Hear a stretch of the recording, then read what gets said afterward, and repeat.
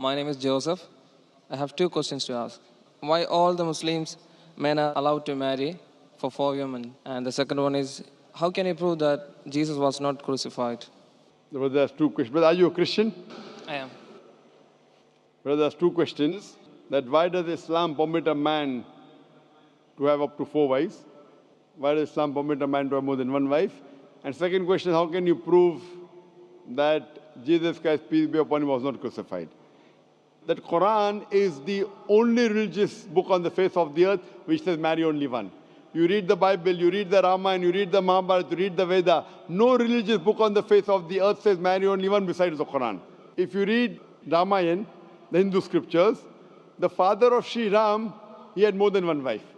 If you read Mahabharata, Sri Kristen, how many wives he had? 4, 10, 1,000, 10,000. He had 16,108 wives. So if Sri Kristen can have 16,108 wives, so why can't Muslims have maximum up to 4? If you read the Old Testament, it says that Solomon, peace be upon him, had 700 wives. Abraham, peace be upon him, had 3 wives. So Old Testament tells you can marry as many wives as you want. Same as the New Testament says that you should follow Old Testament. So in Hinduism, in Christianity, in Judaism, you can marry as many as you want. It is later on that the church put a restriction that Christians should marry only one. It is later on, Rabbi Benjamin Yehuda passed a synod and say that Jews should marry only one. Otherwise, previously, they used to marry as many as they wished. It is the Indian Penal Code in India in 1954 that put a restriction and said, under the Hindu Special Marriage Act, the Hindus should marry only one. But the scriptures put no restrictions. Let's analyze what does the Qur'an say. Qur'an says in Surah Nisa chapter 4 verse number 3, marry women of your choice in 2s, 3s or 4s, but if you can't do justice, marry only one. This statement, if you can't do justice, marry only one, is only given in the Qur'an and no other religious scriptures. Let us analyze why does Qur'an give permission for the Muslim men to marry more than one woman, maximum 4. The reason is that by nature, male and female are born in equal proportion. But if you ask any pediatrician, he will tell you, the doctor of the children, that the female child is stronger than the male child in fighting germs and diseases. So you have more deaths among the male children as compared to female children. So in pediatric age itself, the females are more than the males. As life goes on, there is death due to wars, due to alcoholism, due to drug addiction, due to accident. In all these cases, more men are dying as compared to females. So today in the world, there are more females as compared to males. In few countries, like India and China, the female population is less than the male population because of female feticide and female infanticide. In India, according to a BBC report, every day more than 1,000 fetuses are being aborted after they are identified as females. If you multiply this figure by 365, you get a total of more than 1 million fetuses are being aborted every year in India after they are identified that they are females. According to the Tamil Nadu government hospital report, out of 10 females born alive, 4 are put to death. If you stop this evil practice of female feticide and female infanticide in India, even in India, the female population will become more than the male population. Even in China, if you stop this evil practice, the female population will become more than the male population. Today, if you analyze, in USA alone, there are 4.7 million females more than males.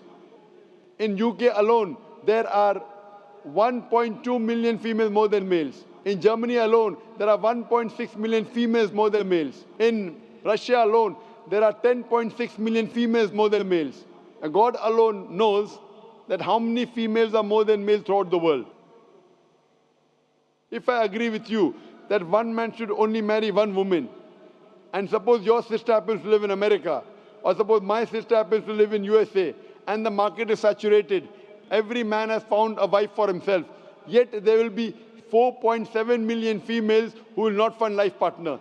And if your sister happens to be one of them, or if my sister happens to be one of the 4.7 million females who have not found a life partner for themselves, the only option for them is that she either marries a man who already has a wife, or becomes public property.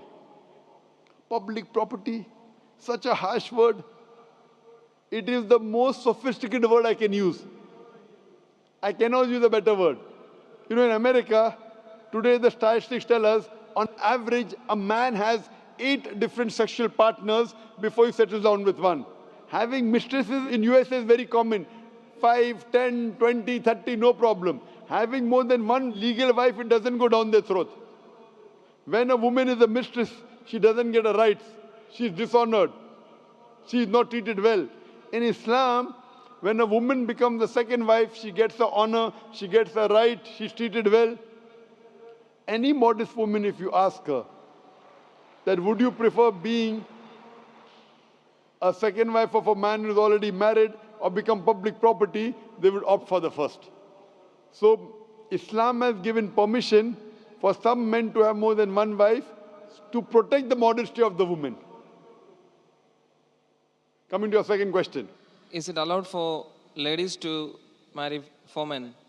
Brother, you're asking counter question, the time is limited. You asked 2 questions, now you're asking a 3rd question. Are you convinced with the first answer? I'm convinced with the first one. MashaAllah, so you're convinced, okay. The brother asked that, is a woman allowed to have more than one husband? If you do that, this problem will be exaggerated more. I mean in Muslims, in Muslims. As it is, women are more than men. If women marry more than one husband, the problem will be exaggerated. Point number 1. Point number 2, if a man has more than one wife and if the child is born, you can easily identify who is the father, who is the mother. If a woman has more than one husband and the child is born, But DNA is still allowed. brother, let me finish the answer, na? You asked the question, was I interfering? Was I interrupting? Yes or no? No. No. So why are you interrupting? After I finish, you can ask, na? I'm a medical doctor. Are you a medical doctor? No. I'm a medical doctor. I know about DNA testing. I'll come to it. Once, if a woman has more than one husband, 2 husbands, and if a child is born, and if he goes to admit in the school, and if the question, who's your father, she'll have to give 2 names. You're talking about DNA testing. I know about it. DNA testing is recent. Was DNA testing there 50 years back? Was it there? No. It's a new recent discovery, yet it's not 100%. Even if I agree it's 100%, it is now, it wasn't there before. Islam is there since time immemorial. And this is not the only reason. Even if I agree tomorrow it becomes 100% perfect, this is not the only reason.